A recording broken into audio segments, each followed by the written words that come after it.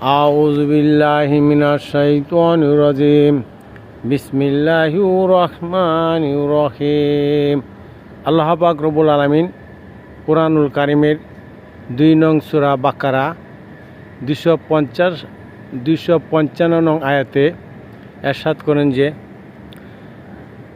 লাহু মা ফিস সামাওয়াতি ওয়া মা ফিল আরদ।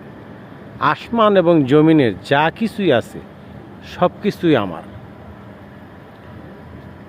মান জাল্লাযী ইয়াশফাউ ইনদাহু মান জাল্লাযী ইয়াশফাউ ইনদাহু ইল্লা বিইজনিহি। কে আছে এমন সেই কিয়ামতের ময়দানে আমার অনুমতি ছাড়া সুপারিশ করতে পারবে?